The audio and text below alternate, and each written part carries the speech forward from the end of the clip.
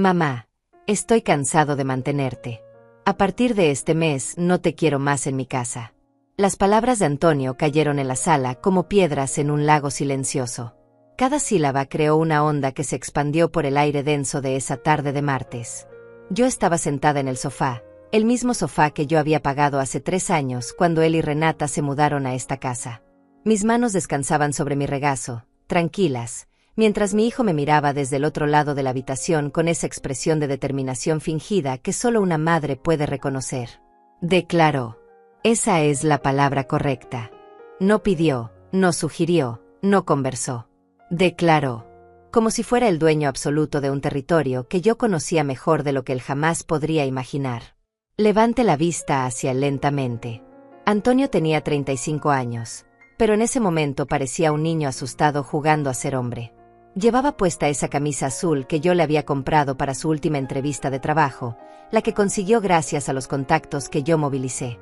Sus manos temblaban ligeramente, aunque intentaba esconderlo metiéndolas en los bolsillos de su pantalón. ¿Entiendes lo que te estoy diciendo, mamá? Ya no puedes quedarte aquí. Renata y yo necesitamos nuestro espacio.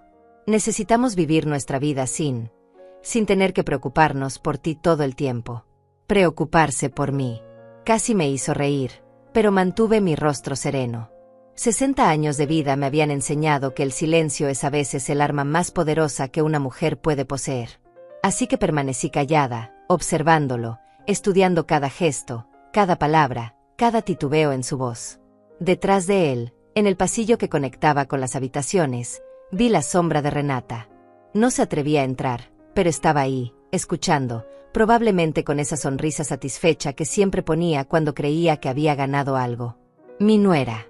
La mujer que entró en esta familia hace 5 años y desde entonces había trabajado meticulosamente para crear esta distancia entre mi hijo y yo. Sé que esto es difícil para ti, continuó Antonio, y ahora su voz sonaba más suave, casi compasiva, como si me estuviera haciendo un favor. Pero es lo mejor. Ya criaste a tus hijos, ya hiciste tu parte. Ahora es tiempo de que vivas tu vida y nosotros la nuestra. Ya hice mi parte. Repetí esas palabras en mi mente mientras lo miraba. Había hecho mi parte cuando enviudé a los 40 años y seguí trabajando dobles turnos para que él pudiera estudiar en una universidad privada. Había hecho mi parte cuando vendí las joyas de oro que mi madre me heredó para pagar sus deudas de las tarjetas de crédito que acumuló comprando cosas que no necesitaba. Había hecho mi parte cuando me mudé a esta casa hace 2 años porque Renata estaba embarazada y necesitaban ayuda con los gastos y el cuidado de los niños. Pero él no recordaba nada de eso.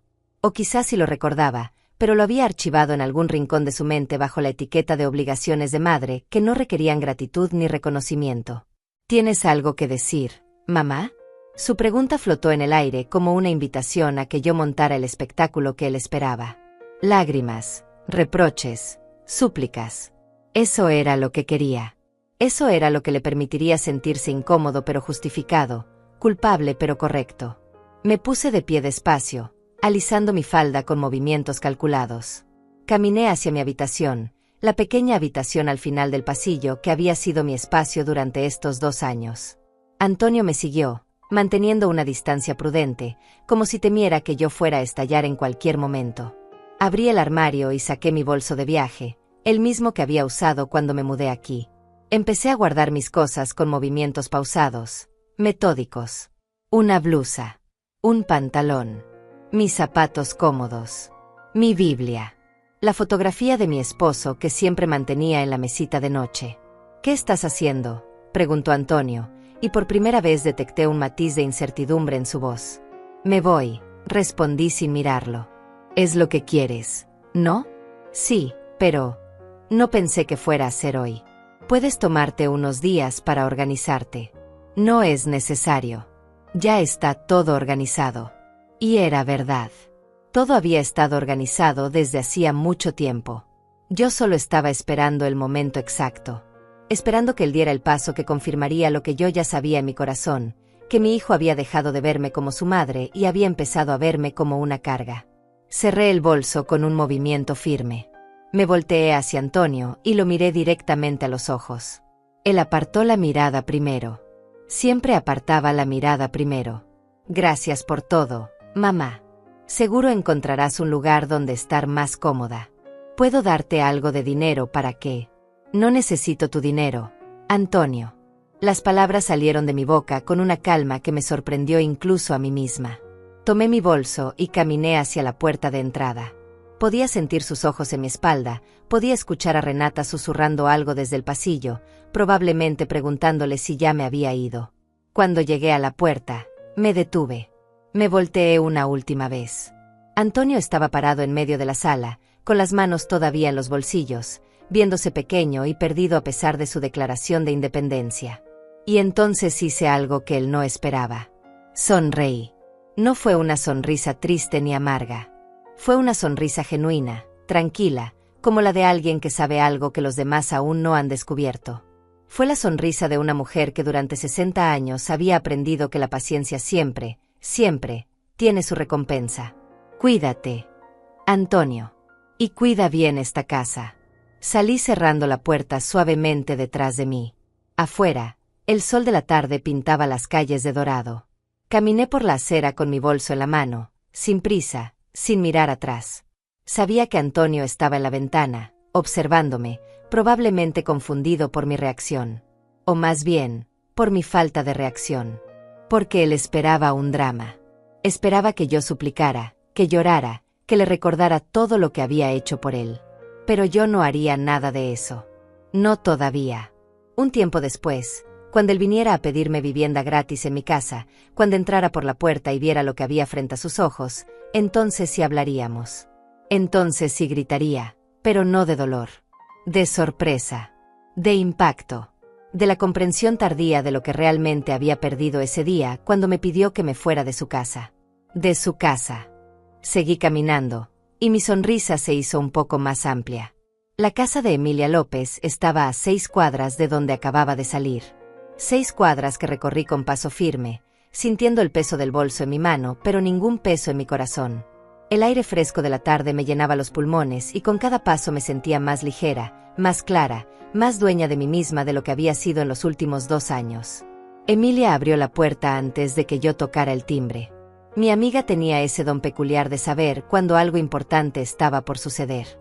Nos conocíamos desde hacía más de 30 años, desde que nuestros hijos iban juntos a la escuela primaria. Ya sucedió, dijo ella, no como pregunta sino como afirmación. Ya sucedió, confirmé. Me hizo pasar a su sala, me preparó un té de manzanilla sin preguntar si lo quería, y se sentó frente a mí con esa mirada que decía que estaba lista para escuchar todo. Pero yo no tenía mucho que contar sobre lo que acababa de pasar. Emilia ya lo sabía todo. Ella había sido testigo silenciosa de estos 2 años. ¿Cómo te sientes?, preguntó finalmente. Tranquila, respondí, y era verdad. Me siento extrañamente tranquila. Porque sabes lo que viene. Porque sé lo que viene. Y entonces, sentada en esa sala que olía a canela y a años de amistad genuina, empecé a contarle. No lo que acababa de pasar, sino lo que había pasado antes. Mucho antes. Desde el principio. Antonio nació cuando yo tenía 25 años. Mi esposo Cristiano y yo no teníamos mucho dinero, pero teníamos amor y esperanza. Cristiano trabajaba en una fábrica y yo daba clases de costura desde casa. Vivíamos en un apartamento pequeño, pero era nuestro. Cada cosa que teníamos, cada mueble, cada plato, lo habíamos comprado con nuestro esfuerzo. Cuando Antonio cumplió 15 años, Cristiano murió. Un accidente en la fábrica.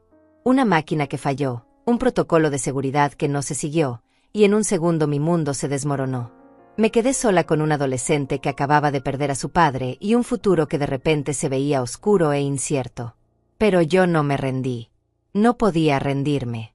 Vendí el apartamento donde habíamos vivido y compré uno más pequeño.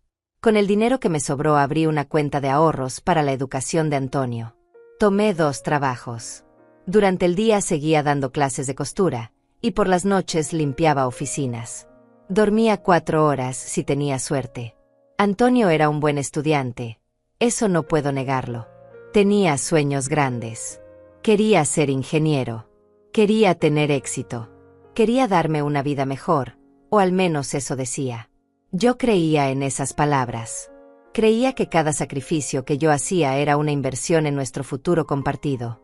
Cuando llegó el momento de entrar a la universidad, la cuenta de ahorros no era suficiente. Las universidades públicas estaban saturadas y Antonio no había conseguido lugar. Las privadas eran caras, muy caras. Pero yo había prometido que él estudiaría, así que vendí las joyas de oro que mi madre me había dejado. Un collar, unos aretes, una pulsera que había estado en nuestra familia por 3 generaciones. Las vendí todas sin dudarlo. Antonio estudió ingeniería. 5 años de matrícula, libros, transporte, comidas. Yo seguía trabajando mis 2 empleos. Seguía durmiendo poco. Seguía sacrificando todo para que él tuviera lo que yo nunca tuve: una educación superior, oportunidades, un futuro brillante. Se graduó con honores. Fue uno de los días más felices de mi vida. Lo vi subir al escenario, recibir su diploma, sonreír para las fotografías. Pensé que todo había valido la pena. Pensé que ahora las cosas serían diferentes.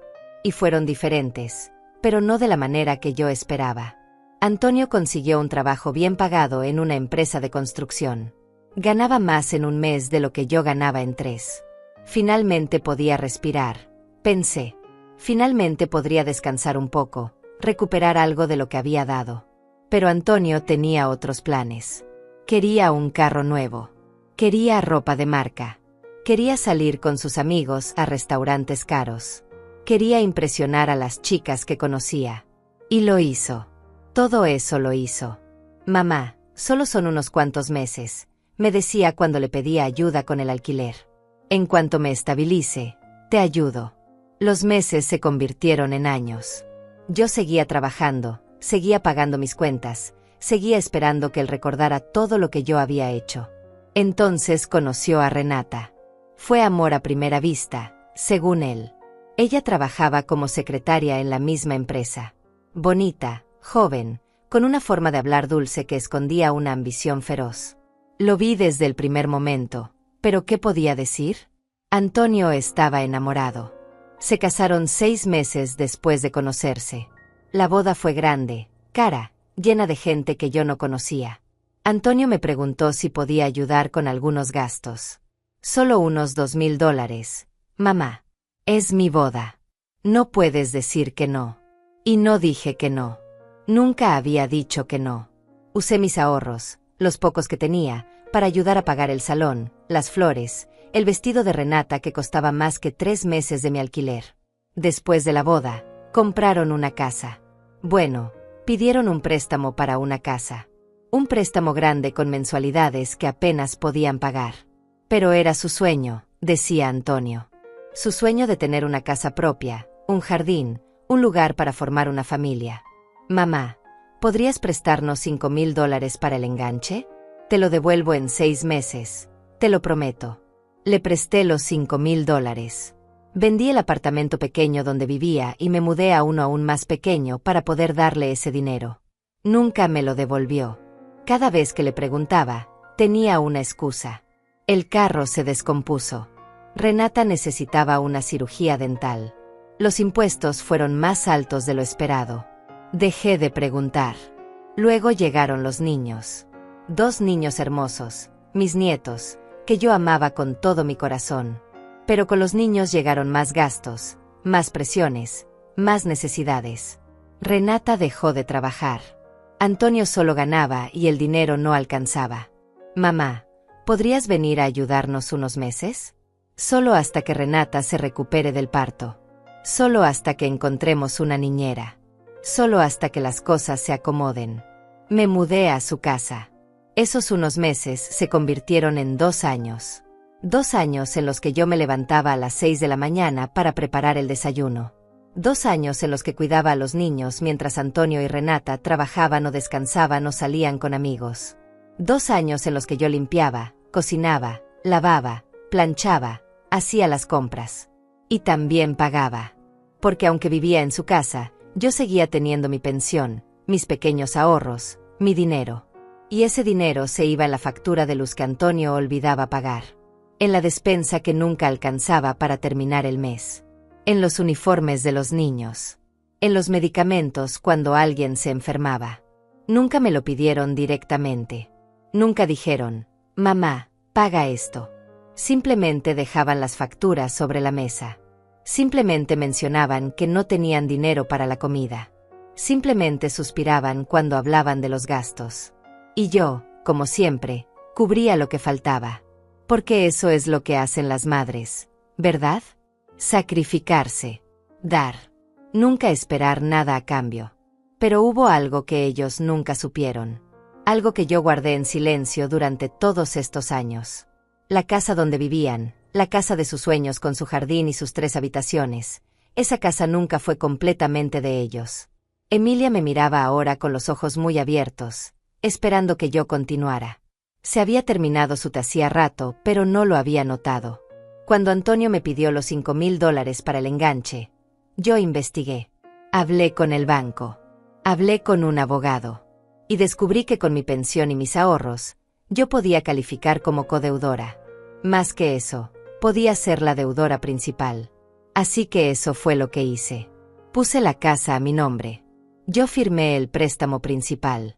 Antonio firmó como codeudor. El banco estuvo feliz porque yo tenía mejor historial crediticio que él. Antonio estuvo feliz porque consiguió su casa.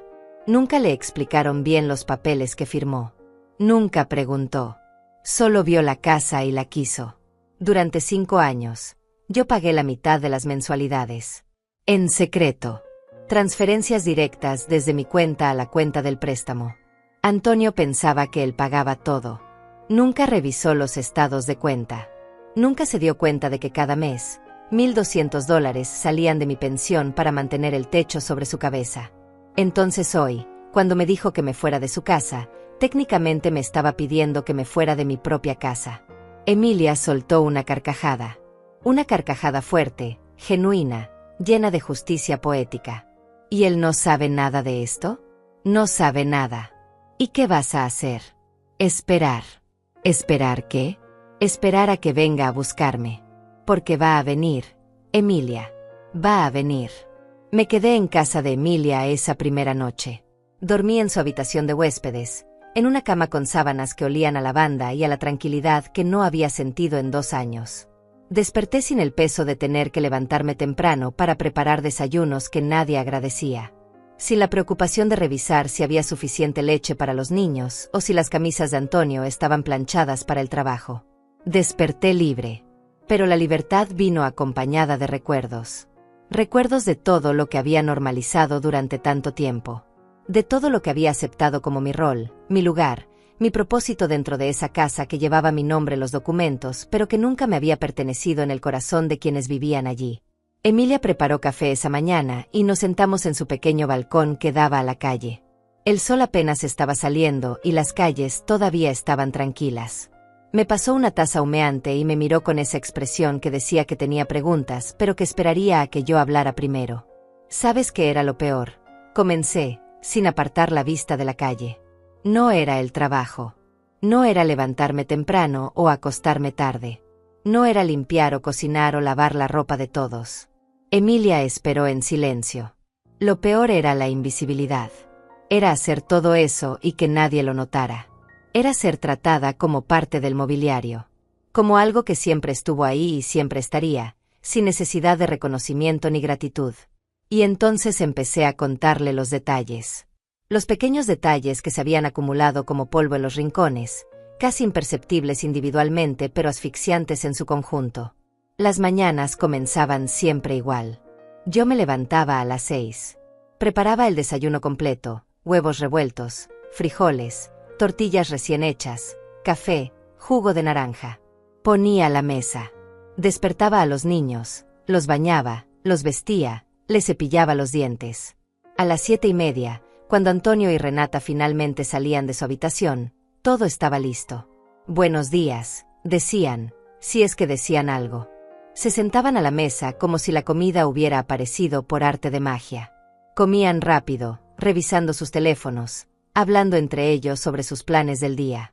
Los niños derramaban jugo, tiraban comida al piso, peleaban por quien tenía el plato más grande. Yo limpiaba todo. Siempre limpiaba todo. Después de que Antonio se iba al trabajo y Renata llevaba a los niños a la escuela, comenzaba mi propia rutina. Lavaba los platos del desayuno. Hacía las camas. Recogía la ropa sucia de todos los rincones de la casa porque nadie, absolutamente nadie, había aprendido a usar el cesto de ropa. Pasaba la aspiradora. Limpiaba los baños. Lavaba la ropa. A media mañana, revisaba el refrigerador y hacía una lista de lo que faltaba. Luego caminaba 6 cuadras hasta el supermercado porque Renata siempre necesitaba el carro y Antonio se lo llevaba al trabajo. Compraba la despensa con mi dinero. No porque me lo pidieran directamente, sino porque sabía que si no lo hacía, no habría comida suficiente para la semana. $200 cada semana. A veces más si los niños necesitaban algo especial o si había que comprar productos de limpieza. $8,000 al año en despensa que yo pagaba, pero que ellos consumían como si fuera su derecho. Regresaba a casa cargando las bolsas. Subía las escaleras del porche con las rodillas que me dolían cada vez más. Guardaba todo en su lugar. Comenzaba a preparar el almuerzo aunque nadie vendría a comerlo porque Antonio comía en el trabajo y Renata con sus amigas. Pero yo lo preparaba de todas formas, por si acaso, porque una vez Renata llegó sin avisar y se molestó porque no había comida lista. Las tardes eran para los niños. Los recogía de la escuela a las 3. Les daba de merendar. Revisaba sus tareas. Los ayudaba con los proyectos que siempre dejaban para el último minuto. Los llevaba al parque si el clima estaba bien. Les leía cuentos. Jugaba con ellos los juegos que sus padres estaban demasiado cansados o demasiado ocupados para jugar. Yo los amaba. A mis nietos los amaba con todo mi corazón. Pero el amor se estaba mezclando con resentimiento hacia sus padres, y eso me dolía más que cualquier otra cosa. A las 6 comenzaba a preparar la cena. Nada sencillo. Renata tenía estándares. Quería comidas completas, variadas, presentadas bonitas. Yo cocinaba pollo asado con verduras. Hacía sopas caseras. Preparaba postres. Ponía la mesa como si fuéramos a recibir visitas importantes. Antonio llegaba a las 7. Renata a las 7:30. Se sentaban a cenar. Hablaban de su día. De sus problemas en el trabajo. De sus amigos. De sus planes para el fin de semana. A veces me preguntaban cómo había estado mi día, pero era una pregunta vacía, hecha por cortesía. Nunca esperaban una respuesta real. Bien, decía yo. Todo bien. Y era suficiente para ellos. Después de la cena, yo recogía la mesa. Lavaba los platos. Limpiaba la cocina. Preparaba los almuerzos para el día siguiente. Doblaba la ropa que había lavado en la mañana. Planchaba las camisas de Antonio para la siguiente semana. A las 10 de la noche, finalmente podía retirarme a mi habitación. La pequeña habitación al final del pasillo que había sido el estudio antes de que yo llegara. Habían sacado el escritorio y puesto una cama individual. No había espacio para mucho más. Mi ropa estaba en 2 maletas debajo de la cama. Mis libros en una pila en el piso. Mi vida reducida a un espacio de 2 metros por 3. Me acostaba cansada. No del tipo de cansancio que se cura con una noche de sueño, sino del cansancio profundo que se acumula en los huesos, en el alma, cuando das y das y das sin recibir nada a cambio. Y todo esto, le dije a Emilia, todo esto que acabo de contarte, ellos lo veían como normal. Como si fuera mi obligación.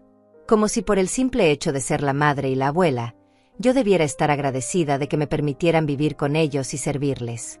Emilia negó con la cabeza, con los ojos húmedos.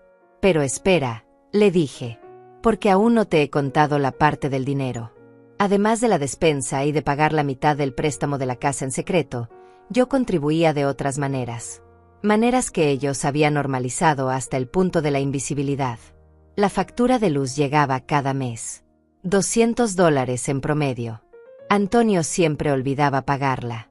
Yo veía el sobre rojo sobre la mesa de la cocina, la advertencia de corte de servicio, y sacaba mi tarjeta. Pagaba. Nunca decía nada. $2,400 al año. El internet y el cable. $150 al mes. Renata decía que era demasiado caro, pero no podía vivir sin sus programas. Antonio necesitaba el internet para trabajar desde casa algunos días. Yo pagaba. $1,800 al año. Los uniformes de los niños. Los útiles escolares. Las excursiones. las fiestas de cumpleaños de sus compañeros para las que había que comprar regalos, los zapatos nuevos cada 3 meses porque los niños crecían rápido, los juguetes que veían en la tienda y que sus padres no querían comprarles pero que sabían que la abuela sí compraría, las facturas médicas cuando alguien se enfermaba, el dentista, las medicinas, el veterinario para el perro que Renata quiso adoptar pero que nunca cuidaba, los regalos de Navidad, los regalos de cumpleaños, los regalos de aniversario para Antonio y Renata porque yo creía que debía celebrar su matrimonio aunque ellos nunca celebraban nada para mí. Calculé una vez, le confesé a Emilia. Una noche cuando no podía dormir, saqué todos mis estados de cuenta y calculé cuánto dinero había gastado en esa casa durante los 2 años que viví allí. ¿Cuánto? $42,000. Emilia dejó caer su taza. Por suerte estaba vacía. $42,000 en 2 años. Y eso sin contar los 5,000 del enganche inicial o los años anteriores en los que también había ayudado de diferentes maneras. Y mientras yo gastaba todo ese dinero, ¿sabes qué escuchaba? Emilia negó con la cabeza. Escuchaba a Renata quejarse con sus amigas por teléfono de que yo usaba demasiada agua en la ducha. Escuchaba a Antonio decirle a su jefe que no podía darle un aumento a su mamá porque apenas le alcanzaba para mantener la casa. Los escuchaba planear vacaciones a la playa que yo nunca sería invitada a acompañar porque necesitaban tiempo en familia, solo ellos. Una vez, continué, Renata organizó una cena con sus amigas. Vinieron 6 mujeres. Yo preparé toda la comida. Hice 3 entradas diferentes, un plato principal elaborado, 2 postres. Pasé todo el día en la cocina. Cuando llegaron las invitadas, Renata las recibió como si ella hubiera hecho todo. Les sirvió el vino que yo había comprado. Les presentó los platillos como si fueran obra suya. Yo me quedé en la cocina. Comí las sobras parada junto al fregadero. Escuché sus risas desde el comedor. Escuché a una de ellas preguntar quién había cocinado porque todo estaba delicioso. Yo, respondió Renata sin titubear. Me encanta cocinar para mis amigas. Esa noche lloré por primera vez en mucho tiempo. Lloré en silencio en mi pequeña habitación, con una almohada sobre mi rostro para que nadie me escuchara. No lloré por el trabajo o por el dinero. Lloré porque me había vuelto invisible. Lloré porque mi propia familia me había borrado. Y entonces decidí que algo tenía que cambiar. Pero no sabía cómo ni cuándo. Solo sabía que no podía seguir así. Hasta hoy, le dije a Emilia. Hasta que Antonio me dio la excusa perfecta. Pasé 3 días en casa de Emilia antes de mudarme a mi propio lugar. No era mucho, pero era mío. Un apartamento de un dormitorio en el 2º piso de un edificio antiguo pero bien mantenido. Tenía una cocina pequeña, un baño que funcionaba perfectamente, y una sala con una ventana grande que dejaba entrar el sol de la mañana. $600 al mes, todo incluido. Era un palacio comparado con la habitación al final del pasillo donde había vivido los últimos 2 años. Emilia me ayudó a instalarme. No tenía mucho que desempacar. Mis cosas cabían en 2 maletas y 3 cajas. 60 años de vida reducidos a casi nada porque todo lo demás lo había dado, vendido o gastado en otras personas. Pero estaba en paz. Por primera vez en mucho tiempo, estaba en paz. Antonio no llamó durante esos primeros días. Tampoco Renata. Ninguno de los dos se comunicó para preguntar dónde estaba, si estaba bien, si necesitaba algo. El silencio fue revelador. Confirmó lo que yo ya sabía. Yo había sido útil, no amada. Necesaria, no valorada. Fue Emilia quien me mantuvo informada. Ella vivía en la misma calle que Antonio, solo 6 casas más abajo. Podía ver los movimientos, escuchar los rumores del vecindario, observar sin ser obvio. Renata está eufórica, me dijo Emilia en su tercera visita a mi nuevo apartamento. La vi ayer en el jardín, hablando por teléfono con alguien. Estaba riendo, diciendo que finalmente tenían la casa para ellos solos. ¿Y Antonio? Antonio se ve confundido, como si no estuviera seguro de si hizo lo correcto. Pero Renata no le da espacio para dudas. Cada vez que él parece pensativo, ella lo distrae con algo. Eso no me sorprendió. Renata era inteligente, manipuladora, pero inteligente. Ella había orquestado esto desde el principio. Yo solo había sido demasiado ingenua para verlo claro hasta que fue demasiado tarde. Conocí a Renata Ruiz 5 años atrás en la cena de Navidad de la empresa donde trabajaba Antonio. Ella llegó con un vestido rojo ajustado y una sonrisa que mostraba todos sus dientes. Era bonita, no podía negarlo. Cabello oscuro y largo, ojos verdes, figura delgada. Tenía esa belleza que sabe que es bella y que usa esa certeza como herramienta. Antonio estaba deslumbrado. Llevaban saliendo solo 3 meses, pero ya hablaba de ella como si fuera el amor de su vida. Yo fui cautelosa desde el principio, no porque tuviera algo contra ella específicamente, sino porque una madre siempre es cautelosa cuando aparece alguien nuevo en la vida de su hijo. Señora Márquez, es un placer conocerla, me dijo Renata esa noche, tomando mi mano entre las suyas. Antonio me ha hablado tanto de usted. Dice que es la mujer más fuerte que conoce. Sus palabras eran correctas, su tono apropiado, pero había algo en sus ojos. Algo calculador. Algo que evaluaba, medía, determinaba mi valor dentro de la ecuación de su relación con mi hijo. Cenamos juntos esa noche. Renata fue encantadora con todos. Hizo reír a los colegas de Antonio. Elogió la comida. Preguntó sobre mi trabajo, sobre mi vida, con ese interés que parecía genuino pero que sentía ensayado. Al final de la noche, cuando nos despedíamos en el estacionamiento, ella se acercó a mí y me susurró: sé que las suegras y las nueras a veces tienen problemas, pero yo quiero que seamos amigas. Quiero que usted sepa que yo amo a Antonio y que haré todo lo posible por hacerlo feliz. Debí haber escuchado lo que no dijo. No mencionó respetarlo. No mencionó apoyarlo. Solo hacerlo feliz. Y felicidad, descubrí después, significaba darle todo lo que él quisiera sin importar el costo. Se casaron 6 meses después. Una boda cara que yo ayudé a pagar. Recuerdo estar sentada en la iglesia, viendo a mi hijo frente al altar, preguntándome si Renata realmente lo amaba o si amaba la idea de lo que él podría proveerle. Los primeros meses fueron buenos. Renata era amable conmigo. Me invitaba a almorzar. Me llamaba para preguntarme cómo estaba. Me incluía en sus planes. Yo empecé a pensar que quizás me había equivocado. Quizás ella realmente era una buena mujer para mi hijo. Pero entonces empezaron a pedir dinero. Primero fue el enganche de la casa. $5,000 que nunca me devolvieron. Luego fueron otros gastos. El refrigerador se descompuso y necesitaban uno nuevo. El carro de Renata necesitaba reparaciones. Los impuestos de la propiedad fueron más altos de lo esperado. Yo ayudaba cada vez. No porque quisiera, sino porque Antonio era mi hijo y una madre no dice que no cuando su hijo necesita ayuda. O eso creía yo entonces. Renata siempre era la que hacía las peticiones. Antonio parecía incómodo, pero ella tenía una manera de presentar las cosas que hacía que el rechazo pareciera cruel. Señora Márquez, sé que esto es mucho pedir, pero realmente estamos en apuros. Si usted no puede ayudarnos, entendemos, pero no sabemos a quién más recurrir. Usted es la única familia que tenemos en quien podemos confiar. Confiar. Esa palabra se volvió un arma. Cuando nació el primer nieto, Renata dejó de trabajar.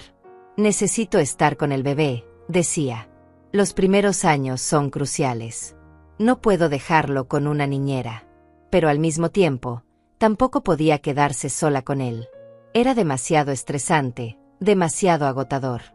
Necesitaba ayuda. ¿Podría venir a quedarse con nosotros unos meses, señora Márquez? Solo hasta que me adapte. Solo hasta que el bebé duerma mejor. Solo hasta que encontremos nuestro ritmo. Unos meses se convirtieron en un año. Un año se convirtió en 2 cuando nació el segundo bebé. Y durante todo ese tiempo, Renata fue cambiando. Lentamente, tan lentamente que casi no lo noté, dejó de ser amable. Dejó de decir gracias cuando yo hacía algo. Dejó de preguntar y empezó a asumir que yo haría lo que fuera necesario. ¿Puedes recoger a los niños hoy? Se convirtió en recoge a los niños a las 3. ¿Te importaría cocinar algo especial esta noche? Se convirtió en necesito que cocines para 6 personas. Vienen mis amigas. Cada petición se transformó en una orden. Cada favor en una expectativa. Y yo, como una tonta, seguí cumpliendo. Pero lo peor no eran las órdenes. Lo peor era cómo hablaba de mí cuando creía que yo no la escuchaba. Una tarde estaba en mi habitación descansando cuando la oí hablando por teléfono con alguien. Su voz venía desde la sala, clara a través de las paredes delgadas. No, no es tan malo tenerla aquí, decía. Me refiero a que cocina bien y cuida a los niños gratis. Es como tener empleada doméstica sin tener que pagarle. Se rió. Una risa que me atravesó como un cuchillo. Sí, a veces es molesto tenerla siempre aquí, continuó. Pero Antonio se siente culpable si le pido que se vaya. Dice que es su mamá y que no tiene a nadie más. Así que supongo que estamos atorados con ella por ahora. Atorados conmigo. Como si yo fuera un problema que tenían que soportar. Como si mis 2 años de trabajo constante, mi dinero, mi tiempo, mi amor por mis nietos, todo eso no significara nada. Me quedé sentada en mi cama, con el corazón latiendo fuerte, las manos temblando. Quería salir y confrontarla. Quería gritarle que esta casa llevaba mi nombre. Que sin mí ellos no tendrían dónde vivir. Que yo no era una empleada, era la dueña. Pero no lo hice. Me quedé callada. Porque sabía que si mostraba mis cartas demasiado pronto, perdería la ventaja. Emilia tenía razón cuando me dijo que Renata había orquestado mi expulsión. Yo lo supe antes de que Antonio viniera a pedirme que me fuera. Lo supe por las señales pequeñas que ella había estado dejando durante meses. Los comentarios pasivos. Qué lindo debe ser tener tiempo libre como usted, señora Márquez. Yo quisiera poder descansar tanto. Las sugerencias envenenadas. Antonio, ¿no crees que tu mamá estaría más cómoda en un lugar propio? A su edad, seguro quiere su privacidad. Los silencios calculados cuando yo entraba a una habitación. Las conversaciones que se detenían abruptamente. Las miradas que intercambiaba con Antonio que decían todo sin decir nada. Renata quería la casa para ella sola. Quería el control total. Quería a Antonio completamente bajo su influencia, sin la presencia de una suegra que pudiera cuestionar sus decisiones o recordarle a su esposo quien realmente había hecho posible todo lo que tenían. Y lo consiguió. Finalmente lo consiguió. Pero lo que Renata no sabía, lo que ninguno de los dos sabía, era que al expulsarme de esa casa, habían activado una bomba de tiempo. Porque yo ya no estaba pagando el préstamo. Desde el día que salí de allí, detuve las transferencias automáticas. $1,200 que habían estado sosteniendo ese techo sobre sus cabezas cada mes ahora se quedaban en mi cuenta. Antonio tendría que pagar la mensualidad completa por primera vez en 5 años. $2,400 en lugar de los 1,200 que él creía que pagaba. Le di 2 meses. 2 meses antes de que el banco empezara a enviar las notificaciones de pago atrasado. 2 meses antes de que las cosas empezaran a desmoronarse. Y yo esperaría. Con paciencia. Con calma. Con la certeza de que la justicia, aunque lenta, siempre llega. El primer mes después de mi salida pasó en relativa calma. Yo me instalé en mi apartamento, establecí mi propia rutina, redescubrí el placer de despertarme sin obligaciones inmediatas. Emilia venía a visitarme 2 o 3 veces por semana. Tomábamos café, caminábamos por el parque, hablábamos de todo excepto de Antonio y Renata. Pero ella seguía observando. Y yo seguía esperando. A mediados del segundo mes, Emilia llegó a mi apartamento con noticias. Hay movimiento, me dijo mientras se quitaba el abrigo. Vi a Antonio ayer revisando el buzón 3 veces en 1 hora. Y Renata se veía tensa cuando salió con los niños. ¿Algo más? El carro de ellos tiene una calcomanía nueva en el parabrisas. De esas que ponen cuando debes pagos atrasados. Sonreí. No fue una sonrisa de alegría, sino de confirmación. Las piezas estaban cayendo exactamente donde yo había anticipado que caerían. Lo que Antonio y Renata no entendían era que una casa no se mantiene sola. No basta con tener un techo y 4 paredes. Una casa necesita dinero constante, atención constante, reparaciones constantes. Y cuando vives en el límite de tus posibilidades económicas, cualquier gasto extra puede ser el que rompa el equilibrio. Yo lo había visto durante los 2 años que viví con ellos. Cada mes era una batalla para llegar al final. El salario de Antonio se evaporaba en la primera semana. Pagaba el préstamo, o eso creía. Pagaba el seguro del carro. Compraba gasolina para ir al trabajo.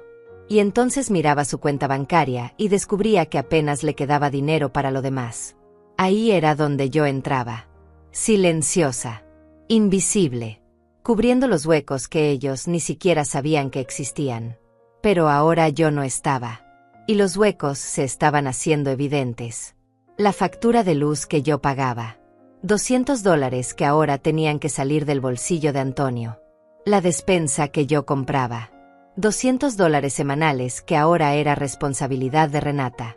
El internet, el agua, el gas, todos esos servicios pequeños que se suman y que yo había estado cubriendo sin que ellos lo notaran. Y sobre todo, la diferencia en el préstamo de la casa. $1,200 que Antonio nunca supo que yo pagaba. $1,200 que ahora él tenía que encontrar de algún lugar que no existía. Calculé que le tomaría exactamente 6 semanas antes de que empezara a atrasarse los pagos. 6 semanas antes de que el banco enviara la primera notificación. 8 semanas antes de que la situación se volviera crítica. Estaba en la semana 7. Emilia se quedó a almorzar ese día. Preparé una sopa sencilla y pan casero.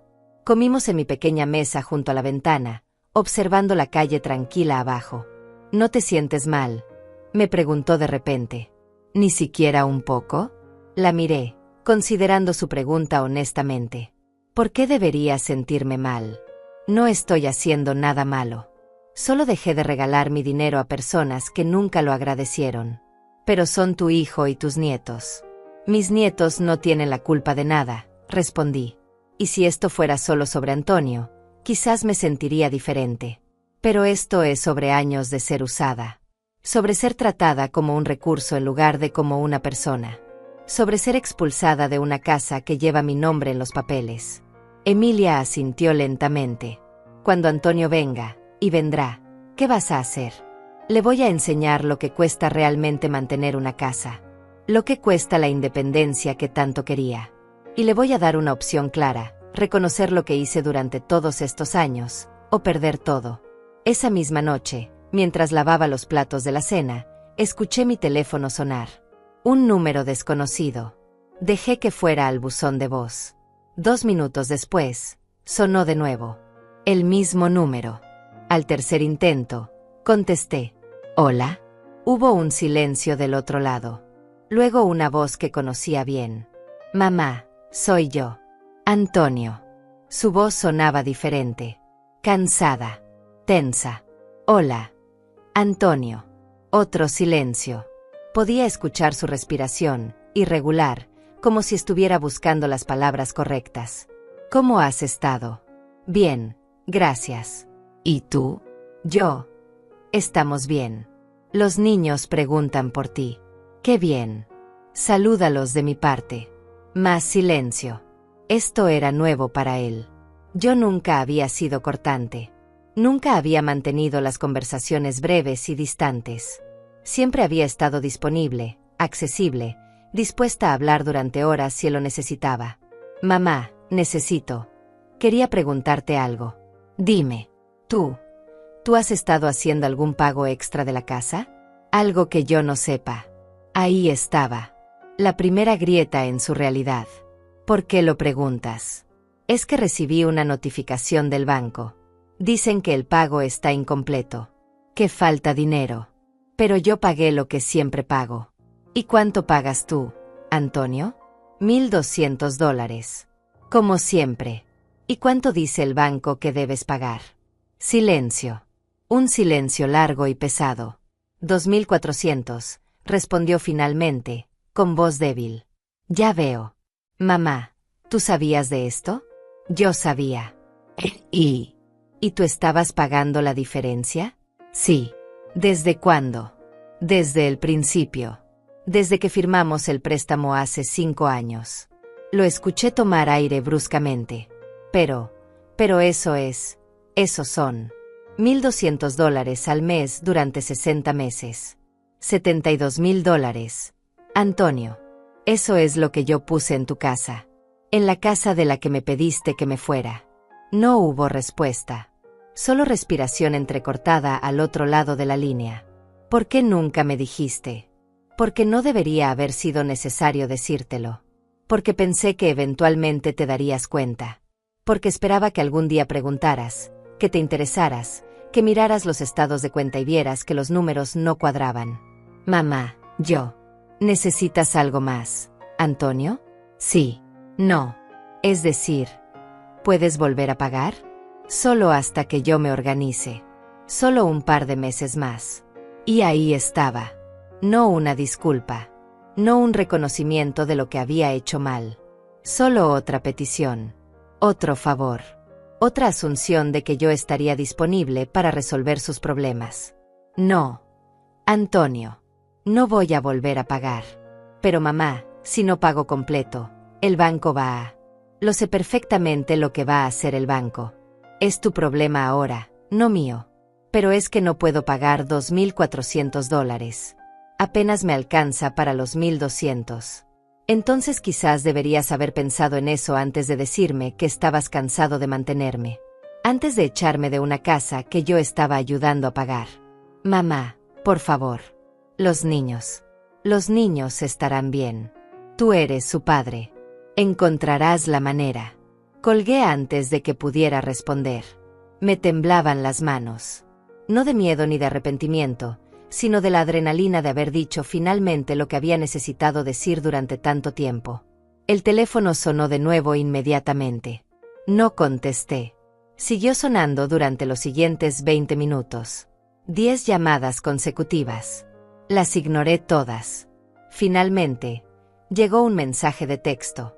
Mamá, por favor, necesitamos hablar. Esto no puede quedar así. Ven a la casa mañana. Podemos resolver esto como familia. Como familia. Ahora quería hablar como familia. Ahora que necesitaba algo de mí. Escribí mi respuesta con dedos firmes. No voy a volver a esa casa, Antonio. Si quieres hablar, sabes dónde vivo. No hubo respuesta después de eso. Esa noche dormí mejor de lo que había dormido en meses. No porque disfrutara el sufrimiento de mi hijo, sino porque finalmente había establecido un límite. Finalmente había dicho no. Los siguientes días fueron silencio total. Ni llamadas ni mensajes. Emilia me informaba que había más actividad en la casa. Antonio salía temprano y regresaba tarde. Renata se veía seria, sin las sonrisas habituales que solía mostrar a los vecinos. Están peleando, me dijo Emilia. Los escuché anoche. Renata le gritaba que encontrara el dinero. Él le gritaba que no había más dinero. Ella le gritaba que entonces vendieran algo. Él le gritaba que no había nada que vender. ¿Y los niños? Los niños están confundidos. Los vi ayer preguntándole a Antonio por ti. Él les dijo que estabas ocupada. Ocupada. Otra mentira pequeña para evitar explicar la verdad. Pasaron 2 semanas más. Yo seguía mi rutina tranquila. Visitaba a Emilia. Leía los libros que nunca había tenido tiempo de leer. Caminaba por el parque en las tardes. Cocinaba para mí misma, comidas sencillas que disfrutaba en silencio. Y esperaba. Porque sabía que Antonio vendría. No por amor ni por remordimiento, sino por necesidad. Y cuando viniera, cuando tocara mi puerta buscando ayuda, yo estaría lista. Lista para mostrarle exactamente lo que había perdido cuando decidió que ya no me quería en su casa. La tercera semana después de mi conversación telefónica con Antonio trajo cambios visibles. Emilia me contaba cada detalle con una mezcla de preocupación y satisfacción. Preocupación por mis nietos, satisfacción por ver que finalmente la verdad estaba saliendo a la luz. El carro de Antonio desapareció, me dijo un martes por la tarde. Lo vi ayer y hoy ya no está. Creo que lo vendieron. ¿El carro que yo ayudé a comprar? Pregunté, aunque ya sabía la respuesta. El mismo. Ahora Renata tiene que llevar a los niños a la escuela caminando. La vi esta mañana, cargando al más pequeño en un brazo y jalando al mayor con la otra mano. Se veía furiosa. No dije nada. Solo asentí mientras servía más té. Fuera de mi ventana, el mundo seguía girando. El sol seguía saliendo cada mañana. La vida continuaba con su ritmo constante, indiferente a los pequeños dramas humanos que se desarrollaban en casas y apartamentos a lo largo de la ciudad. Pero dentro de mí, algo estaba cambiando. No era satisfacción lo que sentía. No era venganza. Era algo más profundo y más tranquilo. Era claridad. La claridad de saber que había hecho lo correcto. que establecer límites no era crueldad, sino necesidad. Durante esas semanas de silencio, tuve tiempo de pensar, tiempo de revisar no solo los últimos 2 años, sino toda mi vida. Todas las veces que había dicho sí cuando quería decir no. Todas las veces que había dado cuando no tenía nada que dar. Todas las veces que había puesto las necesidades de otros antes que las mías, creyendo que eso era lo que significaba ser una buena madre, una buena mujer. 60 años de sacrificio. 60 años de ser invisible. ¿Y para qué? Para que mi propio hijo me dijera que estaba cansado de mantenerme. Para ser tratada como un problema que necesitaba ser resuelto en lugar de una persona que merecía respeto. Emilia notó el cambio en mí. «Te ves diferente», me dijo una tarde. Más, no sé, más presente. Tenía razón. Yo estaba más presente. Por primera vez en décadas, estaba viviendo mi propia vida en lugar de existir en los márgenes de las vidas de otros. Compraba solo la comida que yo quería comer. Despertaba a la hora que mi cuerpo me pedía despertar, no a la hora que las obligaciones me exigían. Gastaba mi dinero en cosas pequeñas que me traían alegría, un libro nuevo, flores frescas para la mesa, una taza de café en la cafetería del parque. Cosas simples. Cosas que cualquier persona consideraría normales. Pero para mí, después de tantos años de negación, eran actos revolucionarios de amor propio. Un jueves por la tarde, 4 semanas después de haber dejado la casa de Antonio, llegó una carta a mi apartamento. El remitente era un bufete de abogados. La abrí con manos tranquilas. Estimada señora Márquez, comenzaba la carta. Nos comunicamos con usted en representación del Banco Nacional respecto a la propiedad ubicada en calle Magnolia 847. Como titular principal del préstamo hipotecario, le informamos que actualmente existe un atraso de 2 mensualidades completas. Le solicitamos ponerse en contacto con nosotros a la brevedad posible para discutir opciones de pago y evitar procedimientos de ejecución hipotecaria. 2 mensualidades completas. $4,800 en atraso. Antonio no solo no había podido pagar la diferencia que yo cubría, sino que tampoco había pagado su parte. Doblé la carta cuidadosamente y la guardé en un cajón junto con todos los documentos de la casa. Estados de cuenta. Comprobantes de transferencia. El contrato original del préstamo donde mi nombre aparecía como deudora principal y el nombre de Antonio como codeudor. Evidencia. Años de evidencia que demostraban exactamente quién había sostenido esa casa desde el principio. Esa noche, mientras preparaba una cena sencilla para mí, sonó el timbre de mi apartamento. No esperaba a nadie. Emilia había visitado en la mañana y no teníamos planes de vernos de nuevo hasta el fin de semana. Miré por la mirilla. Del otro lado estaba Antonio. Se veía terrible. Había perdido peso. Tenía ojeras profundas. Su ropa, siempre impecable porque yo se la planchaba, ahora estaba arrugada y descuidada. Llevaba las manos en los bolsillos y miraba hacia el piso como un niño que sabe que está en problemas. Durante un momento largo, consideré no abrir. Consideré dejarlo ahí afuera, esperando, sintiendo la impotencia de necesitar algo que no podía tomar por sí mismo. Pero abrí. No por compasión, sino porque esta conversación tenía que suceder eventualmente. Y yo estaba lista. Mamá, dijo él apenas vio mi rostro. Antonio, ¿puedo pasar? Me hice a un lado. Él entró lentamente, mirando alrededor del apartamento como si estuviera viendo algo extraño y fascinante. Supongo que lo era. Este era mi espacio. Un espacio que él nunca había visto, que nunca había preguntado sobre él, que probablemente nunca había imaginado. Es pequeño, dijo finalmente. Es suficiente para mí. Se sentó en el sofá sin que yo lo invitara. Viejo hábito. Antonio siempre había asumido que era bienvenido en cualquier lugar, que todo estaba disponible para él. Necesito tu ayuda, mamá. Lo sé. El banco está amenazando con quitarnos la casa. Lo sé. Recibiste la carta también. Soy la titular del préstamo, Antonio. Por supuesto que recibí la carta. Él se pasó las manos por el cabello, un gesto de frustración que había heredado de su padre. No entiendo cómo llegamos a esto. Yo siempre he sido responsable. Siempre he pagado mis cuentas. Siempre, pregunté, y mi voz era suave pero afilada. ¿Siempre has pagado tus cuentas, Antonio? ¿O siempre has tenido a alguien que las pagaba por ti? Eso no es justo. No. Dime entonces, ¿cuánto cuesta realmente mantener esa casa? Ya te lo dije. $2,400. Esa es solo la hipoteca. ¿Cuánto cuesta la luz? Él titubeó. No lo sabía. Por supuesto que no lo sabía. $200 al mes, le dije.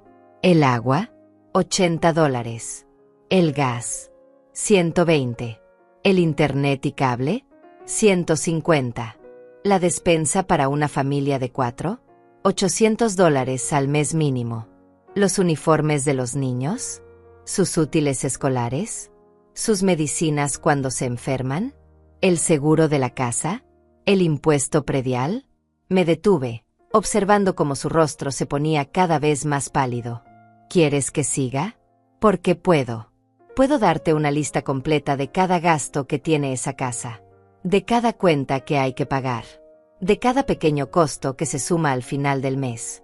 Costos que tú nunca viste porque yo los estaba cubriendo. Yo no sabía, susurró. No sabías porque nunca preguntaste. Porque asumiste que las cosas simplemente sucedían. Que la comida aparecía en el refrigerador por arte de magia. Que las cuentas se pagaban solas. Que la casa se mantenía sin esfuerzo. Mamá, lo siento. 2 palabras. 2 palabras simples que llegaban 4 semanas demasiado tarde. ¿Lo sientes? ¿Sientes que exactamente, Antonio? ¿Sientes haberme echado de la casa? ¿Sientes no haber valorado lo que hacía? ¿O solo sientes que ahora estás en problemas y necesitas que yo te rescate otra vez? Las 3 cosas. Todo. Siento todo. Lágrimas empezaban a formarse en sus ojos. Mi hijo, mi niño, llorando frente a mí. Una parte de mí, la parte que había sido madre durante 35 años, quería consolarlo. Quería decirle que todo estaría bien, que mamá arreglaría todo como siempre. Pero esa parte ya no tenía el control. ¿Dónde está Renata?, pregunté. En casa. Con los niños. ¿Ella sabe que viniste aquí? Sí. ¿Y qué dijo? Él apartó la mirada. Dijo que hiciera lo que fuera necesario para que tú volvieras a pagar la casa. Ahí estaba. La verdad desnuda. No habían venido buscando reconciliación. No habían venido a disculparse genuinamente o a reconocer su error. Habían venido porque me necesitaban. Porque sin mí, su castillo de naipes se estaba derrumbando. Dile a Renata que no voy a pagar nada. Mamá, por favor. Nos van a quitar la casa. No te van a quitar nada, Antonio. Porque la casa no es tuya. ¿Qué? La casa está a mi nombre. Yo soy la titular del préstamo. Tú eres solo codeudor.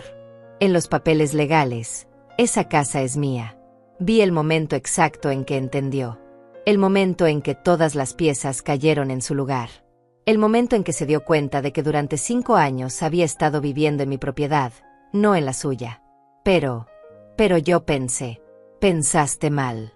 Pensaste que porque pagabas una parte, la casa era tuya. Pensaste que porque vivías ahí, tenías el derecho de echarme. Pensaste que yo era una invitada en tu espacio, cuando en realidad tú eras el invitado en el mío. Entonces, ¿qué va a pasar?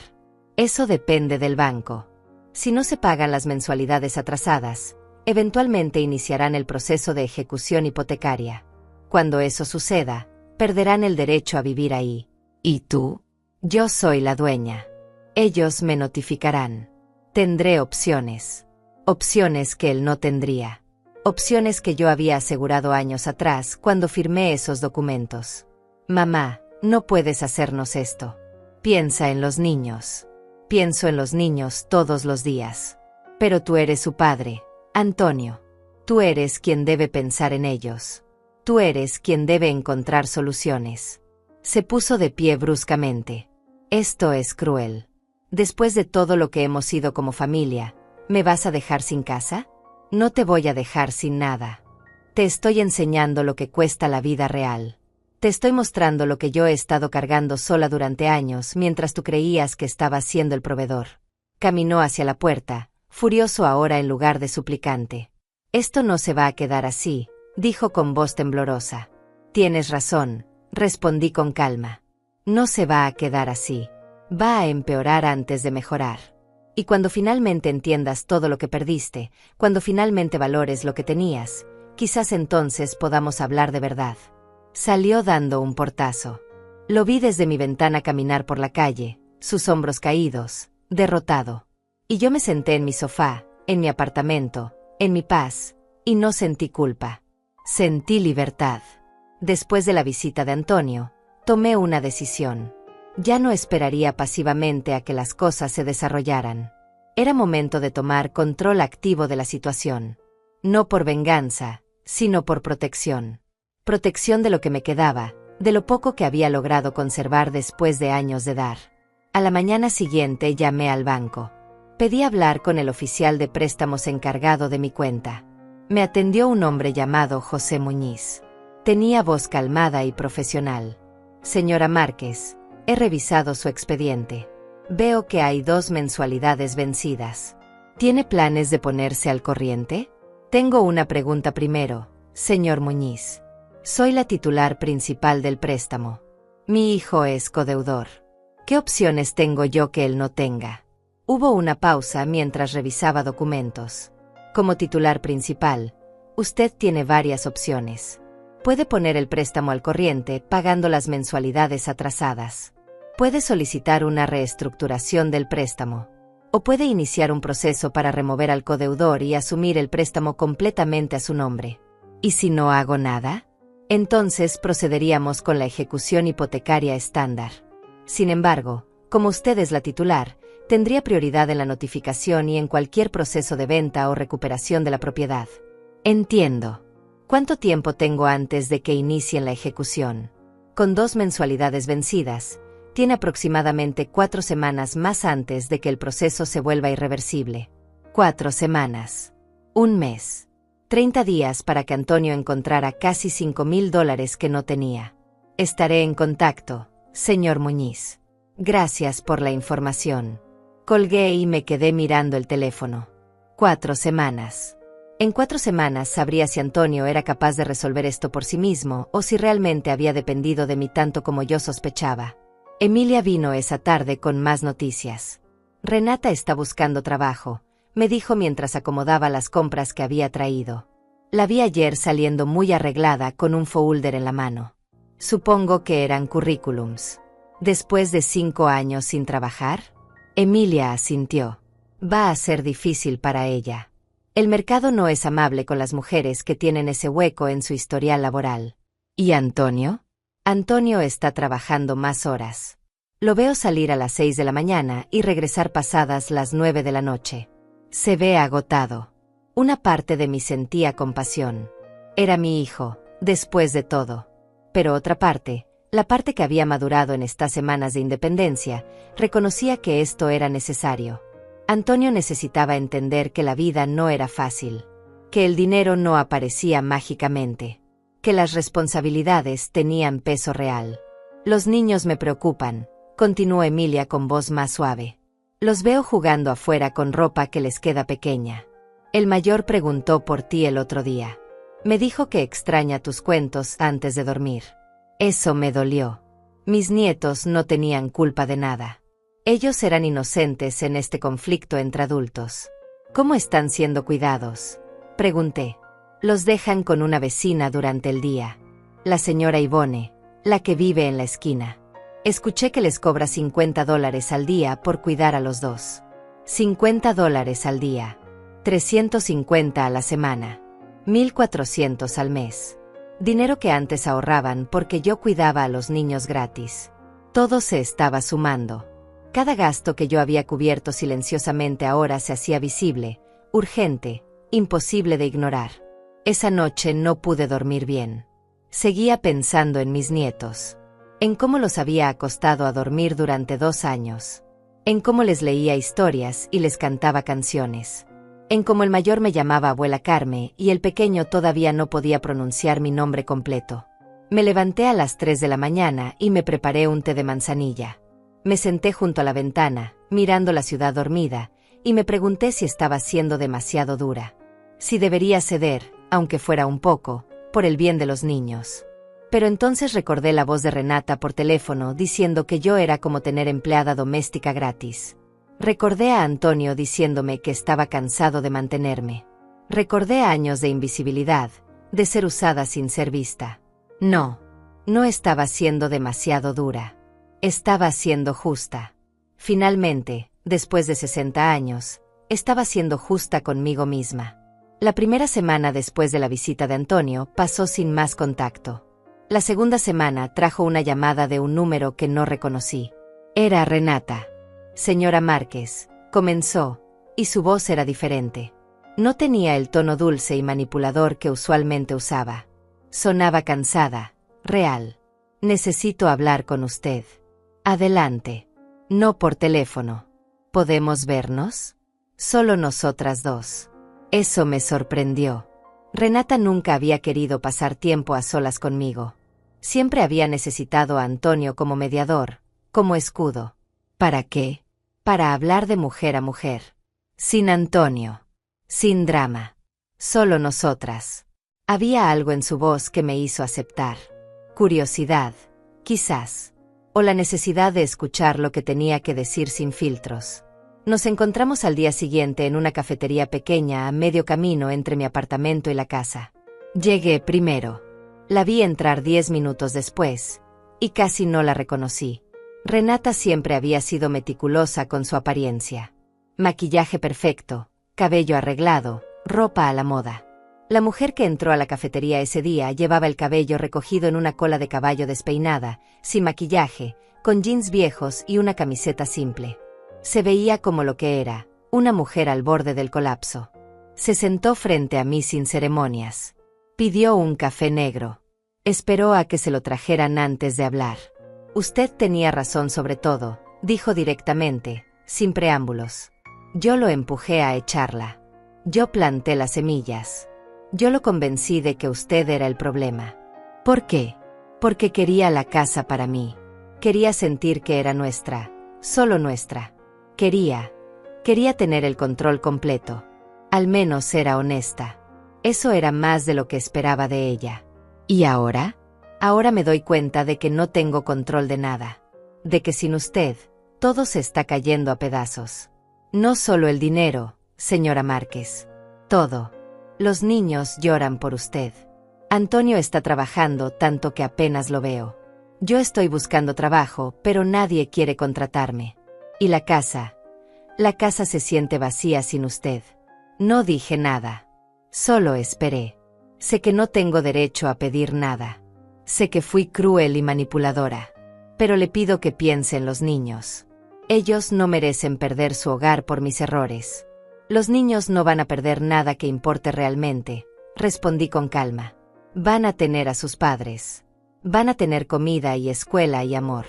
Un techo sobre sus cabezas, aunque sea en un lugar diferente. Lo que sí van a perder es la ilusión de que las cosas son fáciles. Y esa no es una mala lección para aprender. Pero usted es su abuela. Usted los ama. Los amo. Por eso no voy a enseñarles que está bien usar a las personas. Por eso no voy a mostrarles que las mujeres mayores existen solo para servir a sus familias sin recibir nada a cambio. Renata bajó la mirada a su café. ¿Qué tenemos que hacer? Para arreglarlo. Para que usted nos perdone. No necesito que me pidan perdón. Necesito que entiendan. Que reconozcan. Que valoren no solo lo que di, sino lo que soy. Una persona. No un recurso. No una empleada. Una persona con dignidad y derechos y límites. Lo entendemos ahora. Lo juro. ¿Lo entienden? ¿O solo están asustados? Ambas cosas, admitió. Pero el miedo nos está abriendo los ojos. Bebí mi café despacio, estudiándola. Había un cambio genuino en ella. El barniz de superioridad se había agrietado, revelando a una mujer joven asustada que se había dado cuenta demasiado tarde de lo que había destruido. El banco me dio 4 semanas antes de iniciar la ejecución. Le dije. De esas 4 semanas, quedan 2 y media. ¿Y entonces qué? Entonces decidirá lo que pasa con la casa. Mi casa. ¿Usted va a quitárnosla? Esa es la pregunta equivocada, Renata. La pregunta correcta es, ¿Ustedes van a hacer lo necesario para mantenerla? No tenemos $5,000 para pagarlo atrasado. Lo sé. ¿Entonces nos está condenando? No. Les estoy dando la oportunidad de aprender, de crecer, de entender que las acciones tienen consecuencias. Me levanté para irme. Renata se quedó sentada, mirándome con ojos desesperados. Señora Márquez, espere. ¿Hay algo, cualquier cosa que podamos hacer? Sí. Pueden vender lo que tengan valor. Pueden pedir préstamos. Pueden buscar segundos trabajos. Pueden hacer exactamente lo que yo tuve que hacer durante años cuando ustedes necesitaban algo y yo encontraba la manera de dárselo. Salí de la cafetería sin mirar atrás. Afuera el sol brillaba fuerte. Era un día hermoso. Y yo iba a disfrutarlo. Las últimas 2 semanas antes de que se cumpliera el plazo del banco fueron las más reveladoras. Emilia se convirtió en mi conexión con lo que estaba pasando en esa casa que llevaba mi nombre, pero que yo había dejado atrás. Cada día traía nuevas noticias, y cada noticia confirmaba lo que yo ya sabía. Sin mi apoyo invisible, la vida de Antonio y Renata se estaba desmoronando. Vendieron la televisión grande, me informó Emilia un lunes. La vi por la ventana cuando vinieron a recogerla. Era esa enorme que tenían en la sala. La televisión que costó $1,200. La que Antonio había comprado el año pasado porque quería ver los partidos de fútbol en pantalla grande. La que yo había sugerido que era un gasto innecesario cuando ni siquiera podían pagar las cuentas básicas a tiempo. Probablemente obtuvieron unos $400 por ella, calculé en voz alta. Sí mucho, concordó Emilia. La usada pierde valor rápido. $400. Una gota en el océano de los 5,000 que necesitaban. 2 días después, Emilia reportó que habían puesto un anuncio vendiendo muebles. El comedor, la sala completa, el escritorio del estudio. Todo tenía que irse. Están vaciando la casa, dijo con tristeza. Parece que se estuvieran preparando para mudarse. Probablemente lo están, respondí. Están aceptando lo inevitable. Esa misma tarde recibí una llamada de un número que sí reconocí esta vez. Era Antonio de nuevo. Mamá, tengo que decirte algo. Dime. Perdí mi trabajo. Las palabras cayeron como piedras. Silencio total del otro lado mientras yo procesaba la información. ¿Cuándo? Hace 3 días. Me despidieron. Dijeron que era por recortes de personal, pero sé que fue porque he estado llegando tarde, saliendo temprano, pidiendo adelantos. No estaba rindiendo. ¿Y Renata? Renata consiguió trabajo en un restaurante. Mesera. Gana el mínimo más propinas. No es suficiente ni para la comida. Entonces su voz se quebró. Mamá, lo perdimos todo. El carro, los muebles, mi trabajo. Y ahora vamos a perder la casa también. Los niños van a terminar en la calle por mi culpa. No van a terminar en la calle. Antonio. ¿Cómo lo sabes? No tenemos dónde ir. No tenemos dinero para rentar otro lugar. No tenemos nada. Tienen opciones. Siempre hay opciones. Solo que ahora son opciones difíciles, del tipo que yo he tenido que tomar toda mi vida. Entonces, ¿qué hacemos? Esa es tu decisión, no la mía. Yo ya tomé las mías. Hubo un largo silencio. Podía escuchar su respiración irregular, el sonido de alguien tratando de no llorar. ¿Sabes qué es lo peor de todo esto?, preguntó finalmente. Lo peor no es perder las cosas. Lo peor es darme cuenta de que nunca las tuve realmente. Que todo lo que creí que era mío, que había logrado con mi esfuerzo, en realidad lo tenía porque tú estabas detrás sosteniéndolo todo. Ese fue el primer momento de verdadera claridad que escuché de él. La primera vez que reconocía no solo lo que había perdido, sino lo que nunca había valorado. Ahora lo ves, dije simplemente. Ahora lo veo. Y es horrible, mamá. Es horrible ver que fui tan ciego, tan ingrato, tan estúpido. No eras estúpido. Eras cómodo, privilegiado, normalizado en una dinámica donde yo daba y tú tomabas sin siquiera darte cuenta. ¿Cómo lo soportaste durante tanto tiempo? Porque te amaba. Porque eres mi hijo.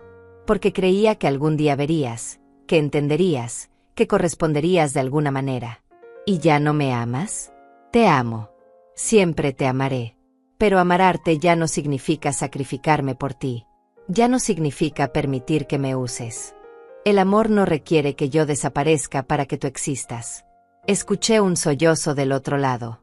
Mi hijo, mi niño de 35 años, llorando como no lo había escuchado llorar desde que era pequeño. Mamá, ¿podemos venir a vivir contigo? Y ahí estaba. La pregunta que yo había estado esperando. La pregunta que sabía que eventualmente llegaría cuando todas las demás opciones se agotaran. No. Antonio. Por favor. Solo temporalmente. Solo hasta que encuentre otro trabajo. Los niños pueden dormir contigo, Renata y yo en el sofá. No necesitamos mucho espacio. Antonio, mira alrededor de donde estoy. Tengo un apartamento de un dormitorio. Apenas hay espacio para mí. Pero incluso si tuviera una mansión, la respuesta sería no. ¿Por qué? Después de todo, ¿me vas a dejar sin nada? No te estoy dejando sin nada. Te estoy enseñando que las consecuencias son reales. Que no puedes echar a tu madre de una casa y luego esperar que te rescate cuando todo se derrumbe. Pero los niños tienen dos padres que van a encontrar la manera de cuidarlos. Eso es lo que hacen los padres. Encuentran maneras. Entonces, ¿qué? ¿Nos vamos a la calle? Hay albergues. Hay programas de asistencia. Hay familiares del lado de Renata. Hay opciones que no incluyen usar a la persona que ustedes desecharon cuando ya no les era conveniente. Colgué antes de que pudiera responder. Las manos me temblaban. No de culpa, sino de la intensidad de mantenerme firme cuando cada instinto maternal me gritaba que cediera, que ayudara, que resolviera el problema como siempre lo había hecho. Pero no lo haría. No esta vez. 3 días después recibí otra llamada. Esta vez era del señor José Muñiz del banco. Señora Márquez, le llamo para informarle que hemos iniciado el proceso de ejecución hipotecaria. La propiedad entrará en subasta dentro de 60 días a menos que se pague la cantidad total adeudada más los intereses acumulados. ¿Cuánto es la cantidad total? $5,600. Entiendo. ¿Y cuáles son mis opciones como titular del préstamo? Usted puede pagar la cantidad adeudada y continuar con el préstamo. O puede permitir que la ejecución proceda, en cuyo caso tendrá prioridad para recuperar la propiedad después de la subasta si está dispuesta a pagar la deuda pendiente. ¿Qué pasa con el codeudor? El señor Antonio Márquez no tiene los mismos derechos que usted como titular. Si la propiedad se subasta, él perderá todo derecho sobre ella. Gracias por la información, señor Muñiz. ¿Tiene alguna decisión que quiera comunicarme en este momento? Todavía no. Le haré saber. Colgué y me senté en mi sofá, mirando por la ventana hacia la calle tranquila. 60 días.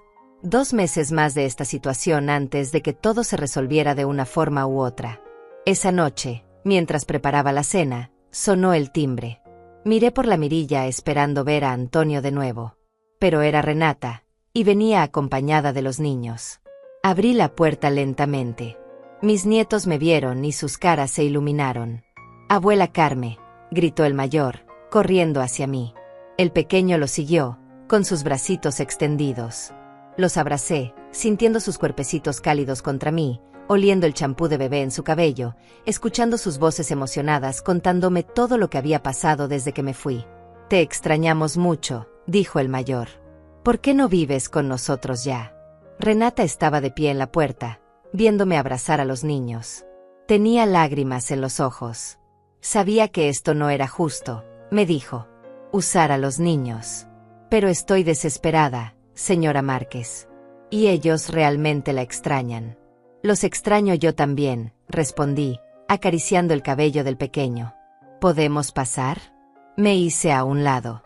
Los niños corrieron inmediatamente a explorar el apartamento pequeño, emocionados con todo como solo los niños pueden estar.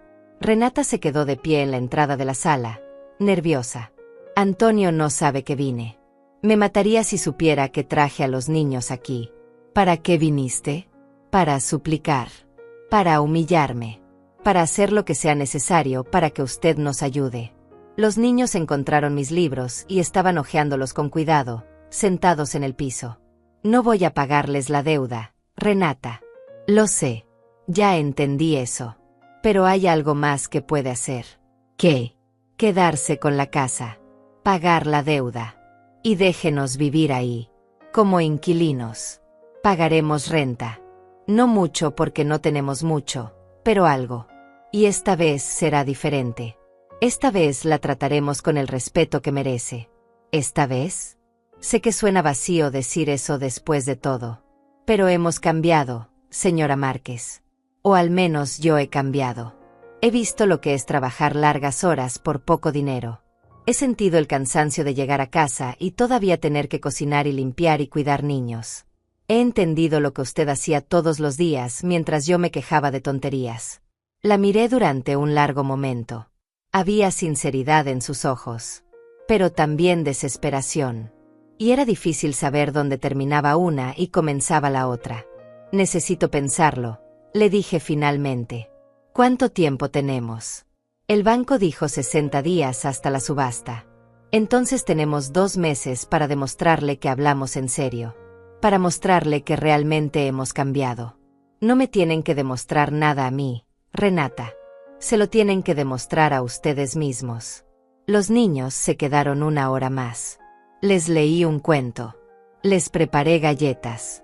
Los abracé y los besé antes de que se fueran. Cuando la puerta se cerró detrás de ellos, me quedé sola en mi apartamento. Y por primera vez en semanas, no estaba segura de cuál era el siguiente paso correcto. Pasé los siguientes 3 días en reflexión profunda. No era una decisión que pudiera tomar a la ligera. No se trataba solo de dinero o de propiedades. Se trataba de establecer el tono de cómo sería mi vida de aquí en adelante. Se trataba de definir mis límites de una manera que fuera clara, permanente e innegociable. Emilia vino a visitarme el 4.º día. Me encontró sentada junto a la ventana con una taza de té frío que había olvidado beber. «Has estado muy callada», me dijo. «¿Qué pasa por tu mente?» «Estoy decidiendo qué clase de abuela y madre quiero ser de aquí en adelante». «¿Y qué has decidido?» «Que puedo amar a mi familia sin sacrificarme por ellos. Que puedo ayudar sin perderme a mí misma. Que puedo ser generosa sin ser invisible». Emilia asintió. «Esas son decisiones sabias. Pero también he decidido algo más. He decidido que mis nietos merecen tener un hogar estable. Y que a veces el amor significa hacer cosas difíciles que benefician a las personas que amas, incluso cuando ellas no lo merecen completamente todavía. ¿Vas a ayudarlos? Voy a ayudarme a mí misma. Y en el proceso, ellos se beneficiarán. Pero esta vez será bajo mis términos». Al día siguiente llamé al señor José Muñiz del banco. «Señor Muñiz, quiero pagar la deuda completa. Los $5.600. «Excelente, señora Márquez. ¿Y el codeudor?» «Quiero removerlo del préstamo. Quiero que la propiedad quede completamente a mi nombre, sin ningún otro titular». «Eso es posible. Necesitaré que venga al banco a firmar algunos documentos. Estaré ahí mañana». Esa noche llamé a Antonio. Él contestó al primer timbre, su voz ansiosa. «¿Mamá?» «Antonio, voy a pagar la deuda de la casa». Lo escuché tomar aire bruscamente. «¿En serio?» «Mamá, gracias. Yo no he terminado. Voy a pagar la deuda y voy a quitarte como codeudor. La casa quedará completamente a mi nombre. Pero puedes seguir viviendo ahí. Tú, Renata y los niños. Pero como mis inquilinos, no como dueños». Hubo un silencio largo. «¿Inquilinos? Pagarán renta. $800 al mes. Es menos de lo que costaría cualquier otro lugar del mismo tamaño, pero es lo que necesito para cubrir la hipoteca y los gastos de la propiedad. $800. No sé si podamos. Entonces encontrarán otro lugar donde vivir. Pero si se quedan, hay reglas». «¿Qué reglas?» «Yo visitaré a mis nietos cuando quiera. Ustedes me tratarán con respeto. No habrá más asumir que yo haré cosas gratis.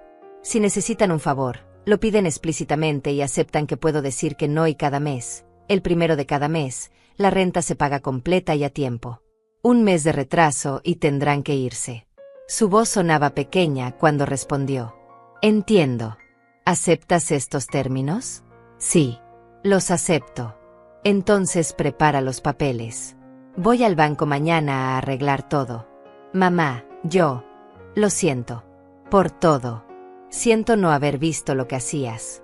Siento haberte echado. Siento haber sido tan ciego y tan cruel. Lo sé, Antonio. Y acepto tu disculpa. Pero las disculpas no cambian el pasado. Solo las acciones pueden cambiar el futuro. Te prometo que será diferente. No me prometas. Solo muéstramelo. Día tras día, mes tras mes. Muéstramelo. 2 semanas después, firmé todos los documentos en el banco. La casa de la calle Magnolia 847 quedó oficialmente registrada solo bajo mi nombre. Antonio fue removido como codeudor.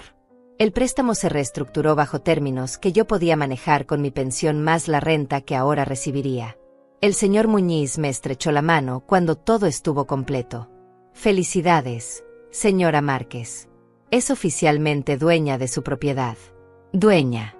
60 años y finalmente era dueña de algo que nadie podía quitarme. Esa tarde fui a la casa.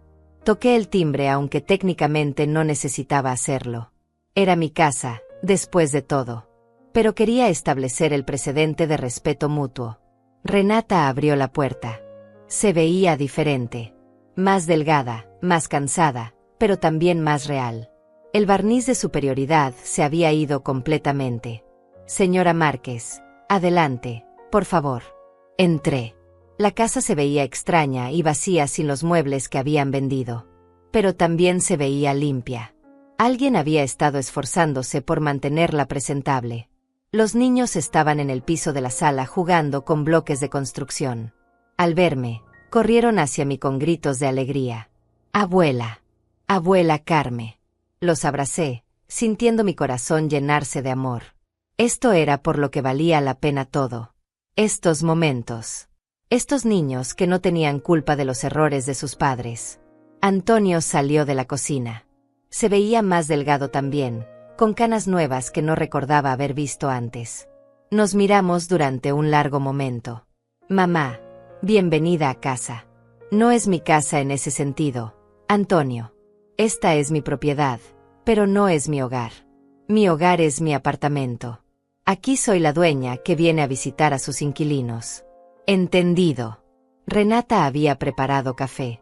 Nos sentamos en las sillas plegables que ahora servían como muebles de comedor. Era humilde, incómodo, pero era honesto. Quiero ver el contrato de renta, dije. Antonio sacó unos papeles. Los revisé cuidadosamente. Todo estaba en orden. $800 mensuales. Fecha de pago el 1 de cada mes. Cláusula de desalojo después de 30 días de mora. Está bien. Firmaré. Firmamos todos. Antonio como inquilino principal, Renata como coinquilina, yo como propietaria. Cuando terminamos, Antonio me miró con ojos húmedos. Gracias, mamá. Sé que no lo merecemos. No se trata de merecer o no merecer. Se trata de que mis nietos tengan un lugar estable donde crecer. Se trata de darles a ustedes una oportunidad de demostrar que pueden cambiar. Pero principalmente, se trata de que yo recupere el control de mi propia vida. Renata habló por primera vez. Le prometo, señora Márquez, que será diferente. Yo conseguí un trabajo de tiempo completo.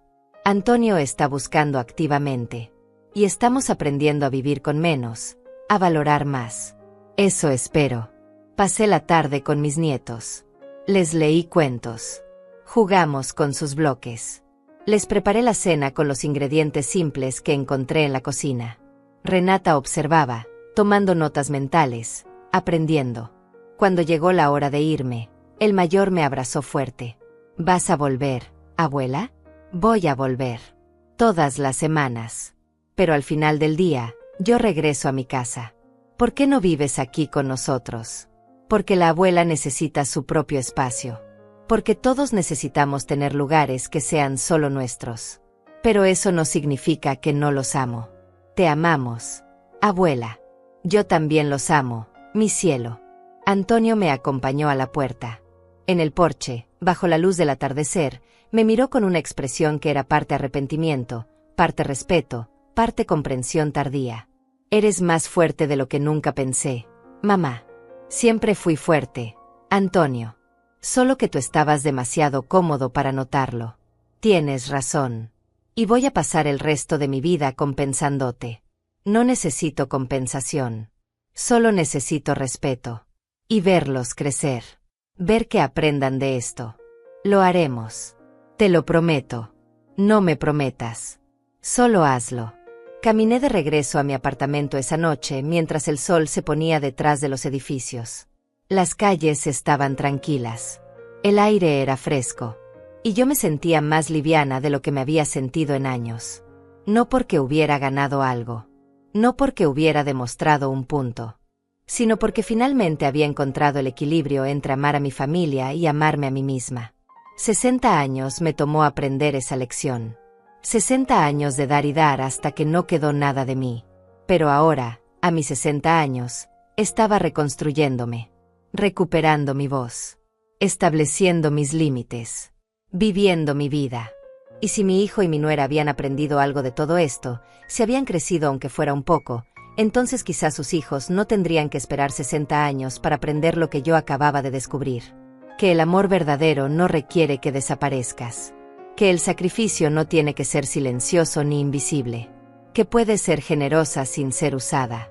Que puede ser fuerte sin ser dura. Y que nunca, nunca es demasiado tarde para recuperar tu dignidad. Llegué a mi apartamento. Subí las escaleras lentamente, saboreando cada paso. Abrí la puerta de mi hogar. Mi espacio. Mi paz. Me preparé un té. Me senté junto a la ventana. Y sonreí. No fue una sonrisa de satisfacción ni de venganza. Fue la sonrisa de una mujer que finalmente había encontrado el camino de regreso a sí misma. Y eso, después de todo lo que había pasado, era más valioso que cualquier casa, cualquier propiedad, cualquier cosa material que pudiera poseer. Era libertad. Era dignidad. Era paz. Era, finalmente, después de 60 años, simplemente mía.